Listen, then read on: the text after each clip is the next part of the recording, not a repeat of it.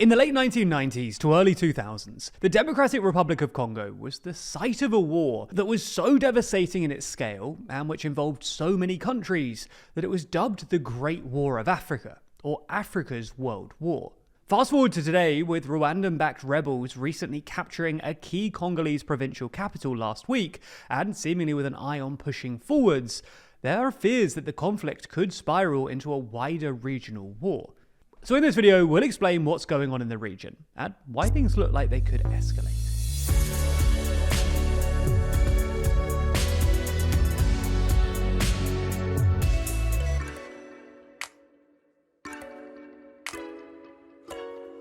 Explore which world leaders are winning and which are losing every week with our podcast, The World Leader Leaderboard. Find it on the TLDR Podcast YouTube channel or in your favourite podcast app. We're going to start with a quick recap, but for more detail, you should check out our previous video on this from last week, which we'll link in the description. Anyway, in late January, the Rwandan-backed M23 rebel group captured the city of Goma, the largest city and the capital of the DRC's North Kivu province. M23 had already captured swathes of territory since relaunching its rebellion in 2022, but seizing Goma was a strategic and symbolic coup. Rwanda's support for M23 goes beyond just funding and equipping them, though. A recent UN experts report said that the Rwandan military has de facto control over M23 operations, and estimated that there are upwards of 4,000 actual Rwandan soldiers fighting alongside M23 in the DRC. Rwanda's longtime president, Paul Kagame, has previously denied Rwandan involvement, but also has a bit of a history of half-denials and semi-confessions. Here's a recent example from a CNN interview. So let me ask this directly, Mr. President. Today, on the 3rd of February, does Rwanda currently have any troops at all in Eastern DRC? I don't know. You're the commander-in-chief. Yeah, there are many things I don't know.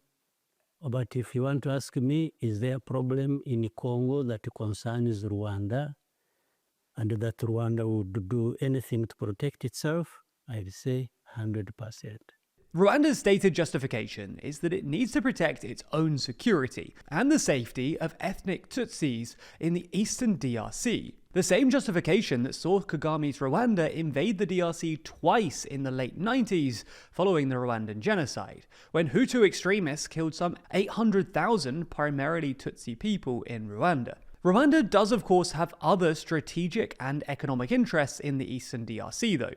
For example, M23's control of the mineral-rich area has been lucrative for both the rebel group and Rwanda, with UN experts saying that M23 ensured the monopoly for the export to Rwanda of coltan, essential in electronic devices. As such, Kagame's actions look like simple territorial conquest, and is being accused of employing tactics similar to Russia a decade ago in eastern Ukraine. Anyway, after capturing Goma, M23 fighters reportedly continued to push southwards in the direction of another major city, Bukavu, on the southern shore of Lake Kivu. Early this week though, the rebel alliance that includes the M23 declared a unilateral ceasefire for humanitarian reasons, and said that it had no intention of capturing Bukavu or other areas. You might therefore think that things are de-escalating rather than escalating, but there are reasons to be skeptical about this ceasefire. For example, it was roughly a year ago that M23 announced that it had no intention of taking Goma, and we know how that turned out. Therefore, the Congolese army doesn't buy the latest announcement, saying M23 calls for ceasefires to reorganize and reinforce their ranks. A 2023 UN experts report came to a similar conclusion, saying that announced withdrawals and disengagements appeared to have been temporary and tactical, aimed mainly at buying time. Now, if M23 ceasefire does not hold, it could draw another country into the conflict, Burundi. Burundi actually already has troops in the DRC, initially to fight Burundian anti-government rebels there, but more recently to support the Congolese army against the M23. If M23 and Rwanda push down into South Kivu province, they'll get closer to the DRC-Burundi border and could result in direct clashes between Burundian and Rwandan soldiers, adding to the risk of a regional war, especially given the already tense relationships between the Rwandan and Burundian government. As you can see, the conflict is already an international one, especially when you consider that the Congolese army is supported by a UN peacekeeping force, a deployment by the Southern African Development Community, and foreign mercenaries. In fact, nearly 300 Romanian mercenaries surrendered as Goma fell to M23 and Rwanda. Clashes between foreign peacekeepers and M23, or Rwandan fighters, have further inflamed tensions in the region and on the continent. 14 South African soldiers were killed in the defense of Goma, prompting South Africa's president to warn Rwanda that further attacks on its troops would be considered a declaration of war. In response, Rwanda's Kagame accused South Africa of being part of a belligerent force involved in offensive combat operations to help the Congolese government fight against its own people. Meanwhile, the Congolese government has so far remained defiant. As Goma fell, the Congolese foreign minister said that the Rwandan-backed offensive was a declaration of war. And Congolese President Felix Tshisekedi vowed a vigorous and coordinated response. Our final reason why an escalation of the conflict is a very real possibility is that this M23 rebellion looks notably different to the one that was waged in 2012-2013. That was a largely ethnic Tutsi rebellion in the east that pushed for the integration of its fighters into the Congolese army. However, this time round, it's taken on a more national agenda.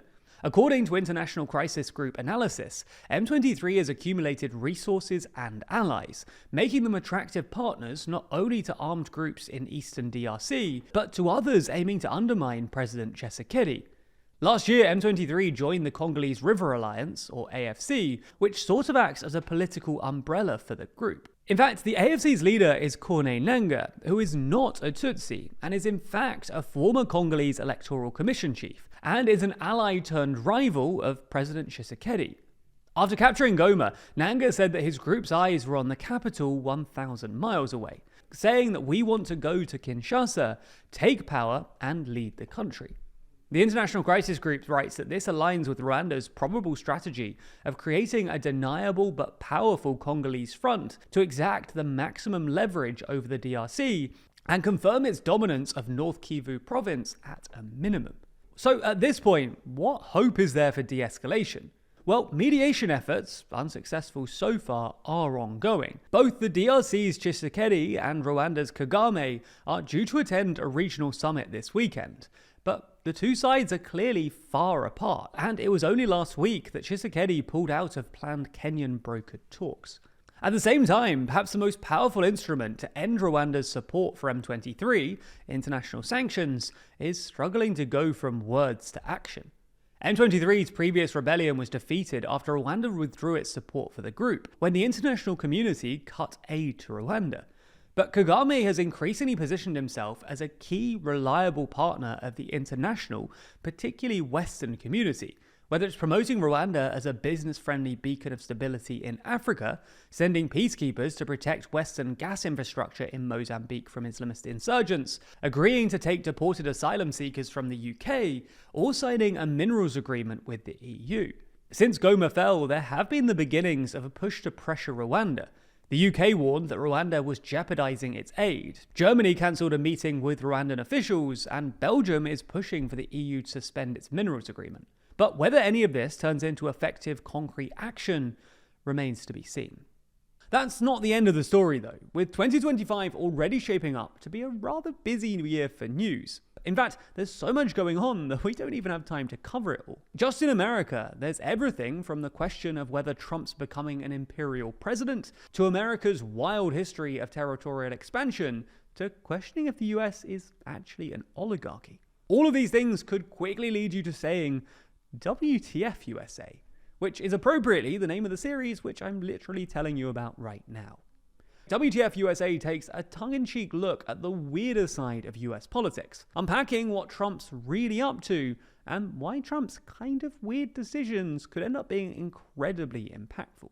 WTF USA is released every other Friday only on Nebula, the streaming service which we co-own with a whole bunch of your favorite creators. Those creators also make a ton of other exclusive Nebula content, including Real Life Law's series War Room. That's a show where every month the Real Life Law team break down all of the ongoing wars and conflicts from around the world to keep you up to date and informed on what's happening and why. which in an increasingly complex world could prove to be a helpful monthly summary to keep you up to date. It's not just original content either. You can also watch every normal TLDR video on Nebula ad-free, and in some instances, before they land on YouTube. If you're not already a member, click the link in the description to get 40% off, which brings the price down to just $36 a year, or $3 a month. That's a real steal considering all of the original content on the platform, and the fact that signing up using our link directly funds the channel and allows us to make more content going forward. So thank you for your support, and please do join us over on Nebula.